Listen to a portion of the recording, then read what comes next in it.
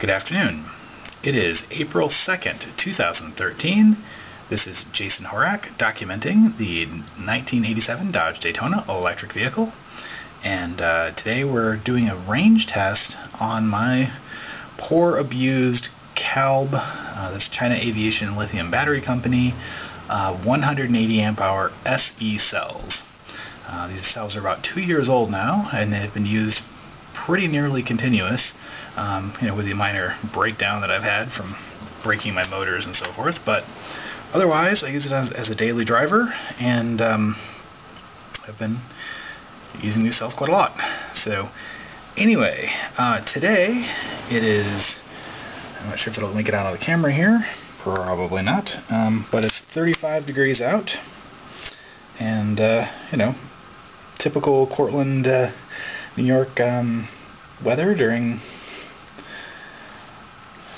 the springtime. So the sun just came out for the first time today. We still have a little bit of snow on the ground there. It's incredibly windy today, and cold. And there's a bit of snow every now and then. I see some snow dropping down. But anyway, that is the test conditions for this real-world range test. So what I have done, as I had alluded to before, was I set up these two little leads, which I'm not sure if the glare is going to be a problem, but I have alligator clips around the copper, or the straps rather, braided straps, and so they're really secure on there. They're not going to bounce off during going down the road or anything, just because they've got little teeth on the clips. They just dig right in, and then that one's actually underneath. If I can look at it here. So they're in there nice and secure, and they're on the straps technically between 2 and 3, or 21 or 22 and 23, depending on how you look at it, and 3 and 4. So they're monitoring this cell here, positive on this side and negative on this side. So anyway, I've got that snaked around here very carefully, put back through here so it won't hit on this when the trunk closes, and then it goes in between the door and into the car. So there's like a squishy rubber thing on the inside of the door, which is keeping it from getting mushed too bad. So anyway, and of course it's in that wiring loom, which gives it that extra layer of protection. So what we're going to do is very gently close this, just to not mush that wire too bad. And then we're going to go on in and take a look at how we've got things set up here. Sorry about the shaky cam transition work here, but okay. So what I've got set up here is the laptop and the little, let me turn on the light here, maybe that'll help. Ooh. There we go. Not so much really, but anyway, so that's the power lab, and currently it's in a stopped state, but that's wired in through all that wire coming in through the door there. The blue wire goes to the Soliton. That's an Ethernet cord that just goes into the back of the laptop, and the power plug that you see down there is plugged into the special, it's just like a regular DC outlet, like a cigarette lighter, that normally powers my wireless router. It's up underneath there. But right now I've just got the laptop plugged into it, so we can run for as long as we need to on the power of the car. So this is that little device I showed you inside, that's hooked up to the leads coming into that battery. So these terminals, I'm actually leaving them exposed because I can throw a meter on this, like an actual multimeter, and see what what that battery cell is doing. But for the moment, it's just kind of hanging there, not touching anything. And then, of course, here is the cigarette lighter plug that's plugged in to power the power lab. and the power lab is plugged into the laptop. So it's a big wiring mess, but suitable for doing the testing. And just real quick, I want to go over the soliton settings that I'm running with right now, just for everything being equal. I like to document what's going on. So most of this stuff doesn't really matter. I'm not doing the idle function at this point, but the vital statistics here are the minimum battery voltage at no current is set to 150, which I believe works out to 2.5 volts per cell. So that will be when the soliton says, no, you cannot have any more past this point, and won't drain the batteries past that. The minimum battery voltage at full current is set to 120, which is 2 volts per cell.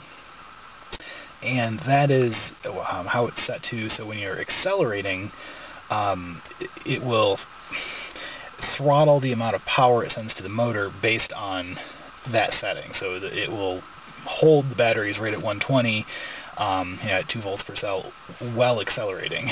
And again, that's to protect the batteries as much as possible. And now the maximum battery current is set to 500. That's 500 amps. That's 1/2 of what the controller can handle. And these cells, I kind of calculated it out to be 720 is 4C on a 180 amp hour cell. Just multiply it, 180 times 4. But at 500, they're not going to be stressed very much at all, and in fact, it never gets close to that because of the other limits here. So the maximum motor voltage is set to 170, as it has been since day one on the NetGain WarP 9. I know Jack Rickard at EVTV runs his a little hotter at I think 190 or so, maybe 192. I hope to get there one day, but for right now, I'm keeping it at the NetGain spec and hoping to preserve my poor little motors that I've abused in the past. Okay, and then the maximum motor current is set to 500. Again, that's 1/2 of what the soliton can do. And that's actually the biggest limiting factor with my current setup. That's what will keep me from going really fast or accelerating very quickly, because that motor is never going to see more than 500 amps. But I'm hoping that will actually end up extending my range, just based on the fact that no matter how much I put my lead foot into the pedal, it's not going to make a difference. So anyway, the max motor power, I've got it set to 100 kilowatts. Again, that particular setting never gets hit. At least I don't believe so. That would be like 100 volts times 100 amps, or 1,000 amps rather. So I think we're well under that. And then the slew rate is the default setting, which is 500, and that's just how quickly it goes from 0 to the 500 amps when you put your foot to the floor on the pedal, and that's basically designed to preserve your drivetrain and so forth. It doesn't put a lot of stress on the transmission. So anyway, that's the settings that we're running with, and again, that's definitely much less than the soliton's capable of, but I'm still trying to preserve this motor, and it also, I'm kind of keeping it that way for this particular range test, because assuming that the range test is successful, then I'll start playing around with cranking that up and getting more adventurous. But anyway, so this is set up for the power lab. So we're going to go ahead and start the power lab so it will do its thing, and we're going to be doing monitoring only.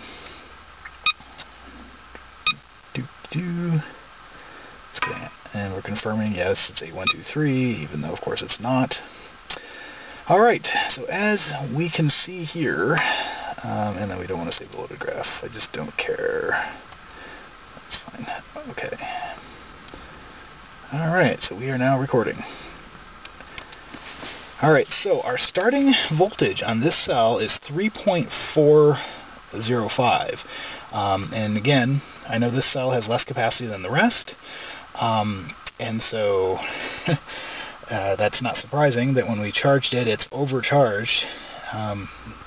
And it has been setting for a little while. It hasn't gone the full 24 hours or more time to settle after coming off the charger, but all the other cells in the pack have dropped down to 3.3 something. So this one is still up there a little high, and is an indication that there's a problem with this cell. So anyway, so there we go. So there's that. We're going to crank on the old Soliton data logger as well, just because, hey, that's another thing we can use to measure. And the Soliton is showing 202 volts on the pack that it shows, and that's more or less similar to what the JLD meter is showing. The JLD is showing 200.9 at this moment in time, and of course there's no throttle and nothing going on because we haven't started moving yet. So anyway, so that's the test setup, and we're recording. It's 3 o'clock in the afternoon. Turn off some of these lights. Okay, so now, again, just for the sake of documenting, mileage-wise, I'm at 166,483, and I'm going to use the trip function, which my particular dashboard from '87 has some issues with the trip function. Basically, as soon as you turn it off, turn off the power to the meter, or to the dashboard rather, it loses the trip. So I'll have to make sure I check it before I turn it off at my destination, or at least each stop along the way, just to have a good indication of what the trip is showing, including tenths of the mile, because the other doesn't show temps. But so anyway, 166,483, and it's about 3 o'clock, and we're going to get underway, and I'll check back with you once we're motoring along, most likely, and we'll go from there. So once again, the test today is we're going to try to go as far as we can. I'm going to start out at 100 miles. If I can make it 100 miles, then I'll probably push it further just here in town, just driving around. But for the big long trip, I'm going to head down to Marathon, which is where I have an appointment today with a client to go fix her computer. That's what I do for a living. And we'll see how the car behaves and all that good stuff. So anyway, I'll get started here, and here we go. Alrighty, so here we are cruising along. I'm trying to keep it roughly at 60 miles an hour. It's very hilly in this portion of central New York, so you get what you get, but too fast, slow down. Anyway, so we're about 8.7 miles into the trip, according to my magic little trip meter here, and I'm keeping it between 3,000 and 4,000 RPMs. This is in 4th gear.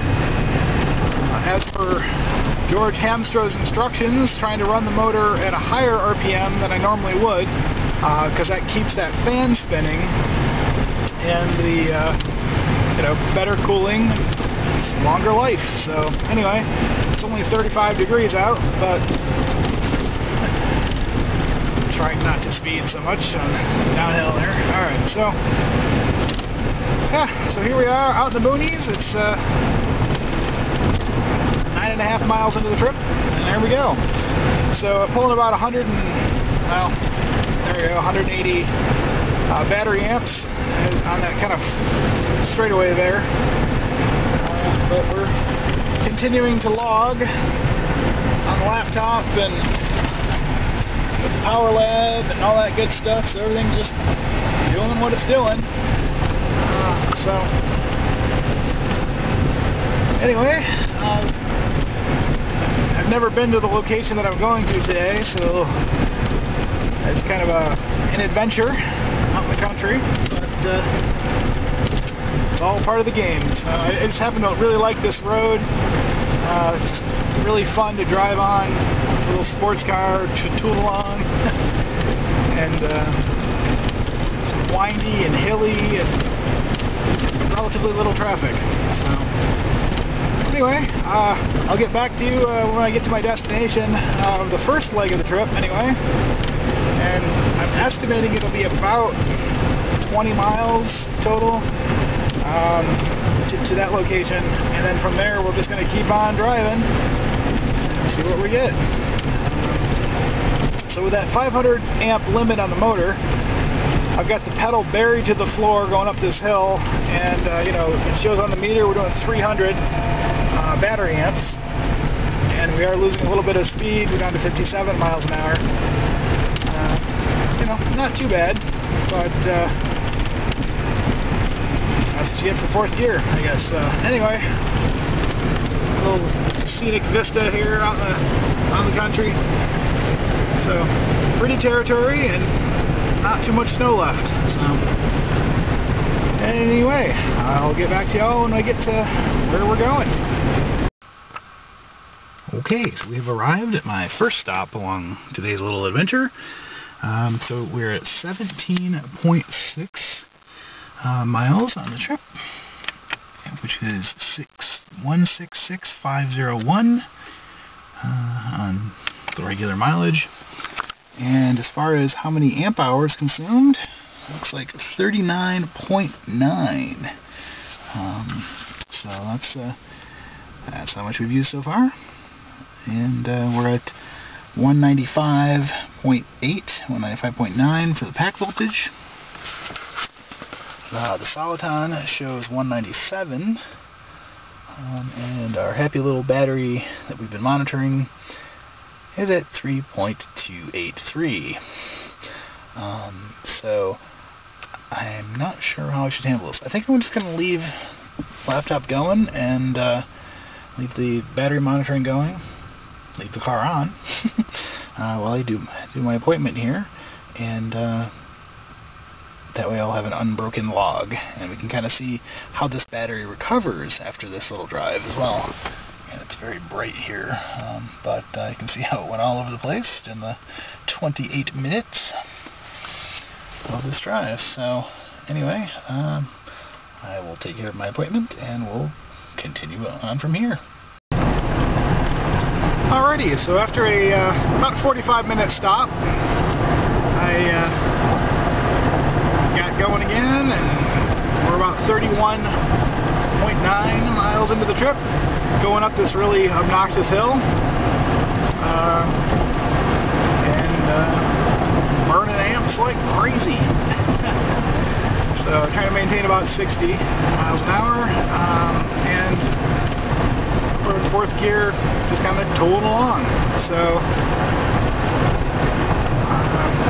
yeah, I don't know, I guess we'll find out how far we get here, and I'm using the amp meter as my gauge. I've basically, once we hit 90 amp hours, I'll be swinging around and going back north. But this is Route 11, somewhere in between Whitney Point and Binghamton. And yeah, so definitely used a lot more power going up and down the big hills in between McGraw and Marathon that I would have used on the relatively flat, you know, this being relatively flat, section between Cortland and Marathon. So yeah, whatever. Again, we're cruising along, and just wanted to give you the update as we're trying not to speed. Of course, we're going down the hill now, and my foot is not on the gas at all. So as you can see, we're not burning any amps. 72.3 on the clock and holding. So even though we burn a lot going up that hill, we burnt nothing going down. So I guess it all works out in the wash. So still monitoring everything on the battery monitor there. About 3.1 volts for that cell at this point. And yeah, so anyway, just giving you the little update here. I guess I'll film it when I get close to that 90 amp hours, and we'll find out where we're at. as previously noted, it's extremely windy. It's kind of throwing the car around here a little bit. I'm sure that's totally helping the situation. But anyway, I'll get back to y'all when I get to about 90 amp hours. Alrighty then. So over to our left we see the mighty Tyafnioga River as it goes through Binghamton, New York. And this is a river that, you know, has often flooded and caused all kinds of havoc for the folks that live down in these parts. As you can see, we're at 88.7 amp hours consumed and 45.3 miles on the happy little meter here. So this is getting darn close to as far as I've ever driven the electric car before on a single charge. And what I'm going to do here is I'm going to try to get over to Water Street, which is where I went on a trip like last summer, I believe. Basically they had a alternate energy convention kind of thing, showing some older cars and some other things like that. And so basically I had driven all the way down here, and it ended up being exactly 100 miles from my house to there and back. I don't really remember where that was, to be honest. Somewhere down here on Water Street, I believe. This looks promising. Not sure what street this is. Sure. We're actually going turning. Okay, good. Yeah, so we're at 89.5. Going across to Tyafnioga. Yeah, this is actually right where I was. Interestingly enough, the route that I took today apparently is only 45.9 miles here, even though it's 50 miles from home. But I'm consuming very close to that 90 amp hour amount, which theoretically means that we will be running out of power right about the time we pull in at home, assuming we make it, which is sort of tricky. So I'm going to use this spot right here, I think, to turn around, because it's exactly at 90 miles. Yeah, actually, right down there is where the alternate convention thing was. So that's pretty cool. Alright, now let's park here for a second. Take a little reading of things. So we are in Binghamton, and let's see where we're at here. So we're exactly at 90 amp hours consumed, and the pack, as we're sitting here, is at 194.8, and it's probably not coming out real well on the camera, but you know, it is kind of bright out here. So anyway, 194.9, 195 volts, so it's kind of bouncing back up a little bit as we're just kind of sitting here.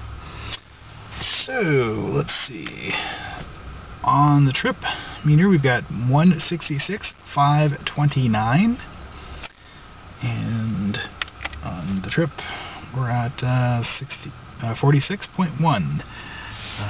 So not quite the 50 miles I was hoping for, but pretty darn close. And again, it is kind of cold. Let's see what kind of temperature we got here. Refresh the old temperature thing. Yep, so it's showing still 35 degrees up in Cortland. Might be a tad warmer down here. We are a bit further south, 46 miles south, as the case may be. So our wonder cell here. Let's see if I can kind of get this so we can see the graph, the glare.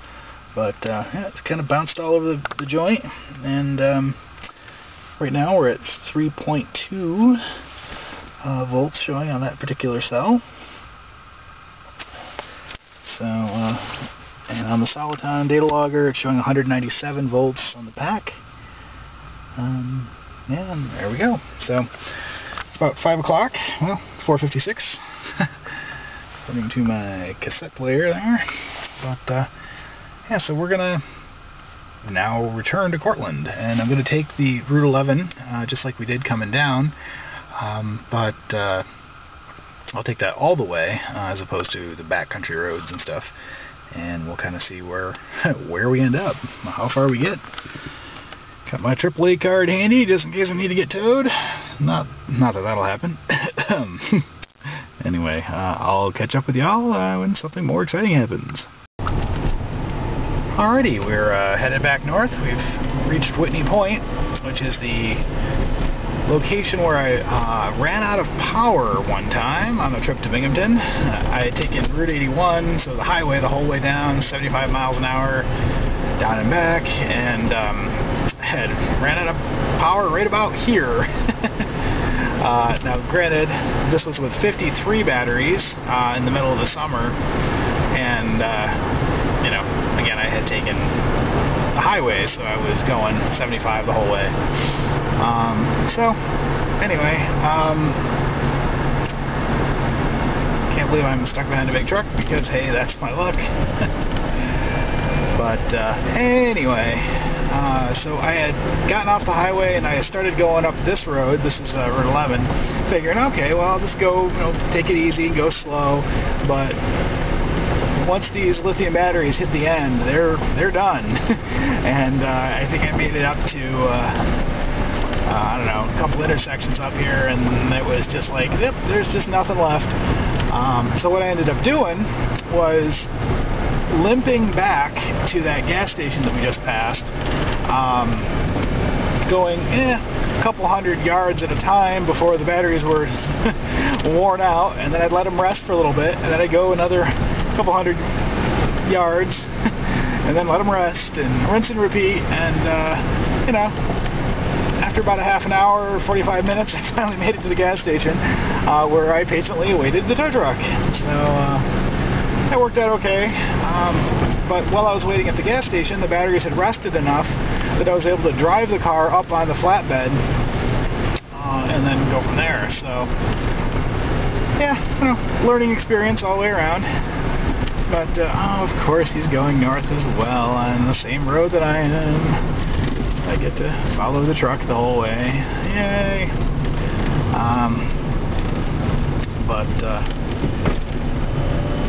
Anyway, I just wanted to kind of fill everybody in. So we're at 128 amp hours consumed, 65.6 miles on the trip, and there was a little incident with my logging. Turns out that the Soliton data logging program had just kind of stopped, and I'm not sure what its deal is. The laptop is still doing our battery monitoring, but the Soliton log stopped quite a while ago. And it's still connected. The laptop says that it's connected to something, but I can't get it to talk to the Soliton. Obviously the Soliton is working since we're cruising along the road. But something's going on with the communications. I don't know if that cable is loose up front where it plugs into the Ethernet or what, but anyway, best laid plans of mice and men, right? So anyway, this is kind of a scenic area, which it's kind of interesting with all the ice dripping down off these rocks, and the river on the left at Afneoga. So anyway, we're headed north. It's still brutally cold and miserable, but 130 amp hours, 131 now, and stuck behind a truck. So I'll be trying to pass this guy because burning some amps to pass the truck is well worth it as far as I'm concerned. Oh wait, what's that? Oh, is that a spot? Alright, let's see what we got. Fourth gear. 70 miles an hour, blind corner. Yay! 74. Alright, so that was pretty costly in amps to do that, but now I'm not stuck behind the truck anymore, so that's cool. Yeah, so we're on our way back home. Hopefully we'll make it. If not, I'll definitely be letting you know either way. Take care and see you in a bit. Alrighty then, just an update. We're now north of Marathon, and check out this flag here. Note that it is blowing directly at us. So basically, there's a strong north wind, coming in from the north and the west, that we're driving straight at the entire way home. Yay! I can actually feel the car fighting against the wind more than anything else. So yeah, just adding to the testing environment, I suppose. But yeah, we're a little over 76 miles into the trip, and 150 amp hours have been consumed. So we're tooling along, doing what we do, and hopefully we'll make it home. And if not, that'll be part of the story too. So really, it's all in good fun and it's all good testing. Wish I had the Soliton logs for the entire trip, but, you know, what are you going to do? Ooh, that was a skunk we just went by. So this battery, under load, is showing 2.9 volts, 2.905. And oh, look, snow. Fun! Thought that was fog up ahead, but no, actually that's just snow, because it's central New York. So, this wind is unbelievable. Snow road, yay. So, anyway, cruising along, doing our thing. I will get back to you when we get closer to town.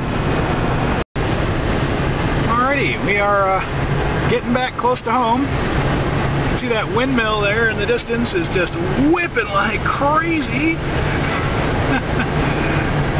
According to my phone, it's about 33 degrees in Cortland now. As you can see, it's gotten a lot more overcast and gloomy.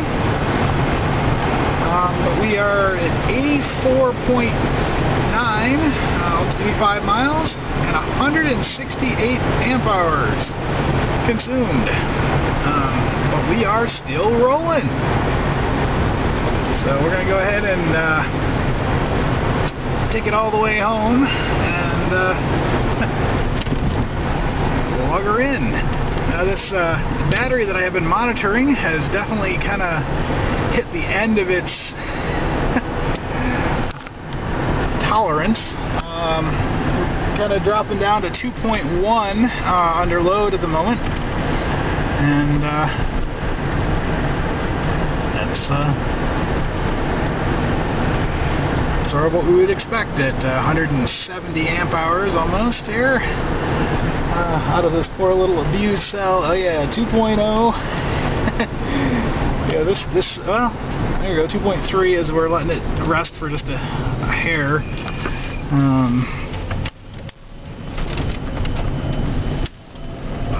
Yeah, so anyway, we're gonna head on home through town here, and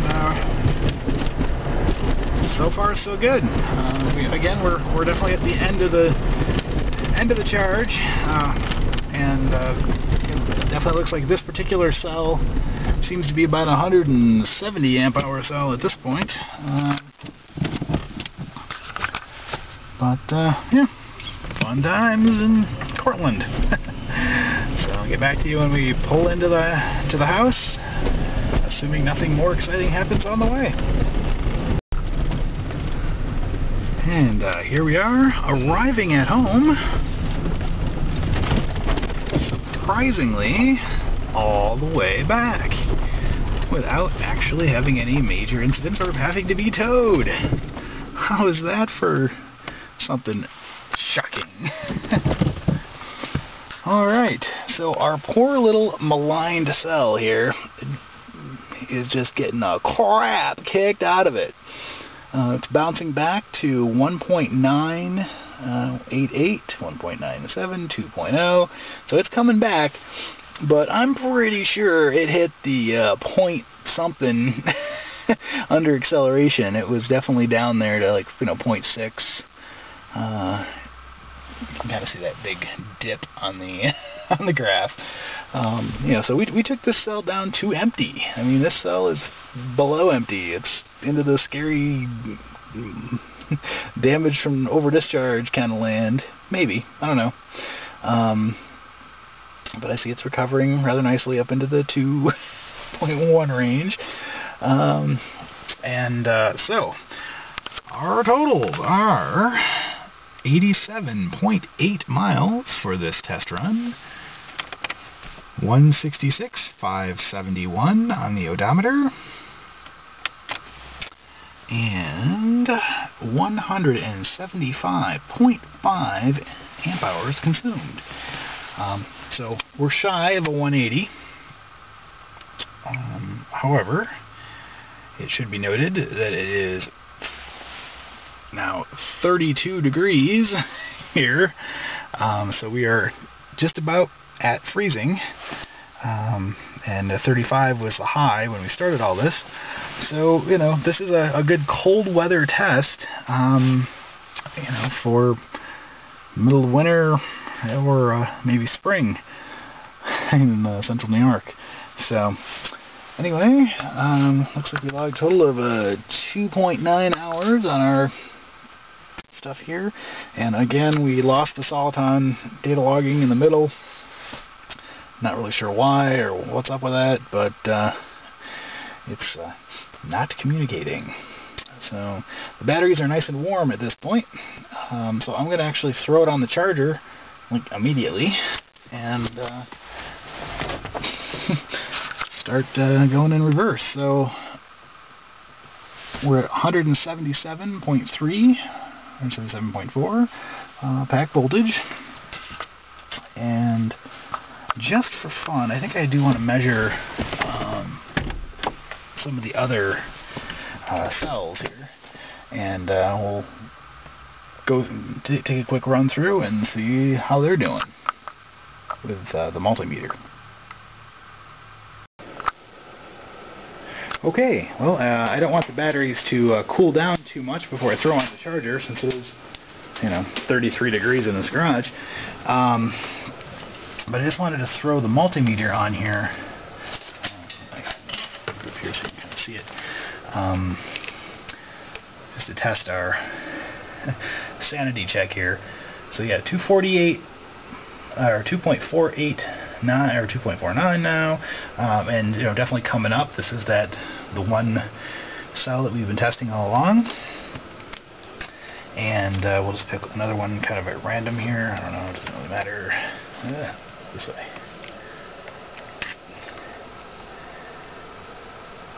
So we got a 3.03 there. The one next to it, 3.02, 3.03. So this is this one's at 2.97. This one's at 3.01.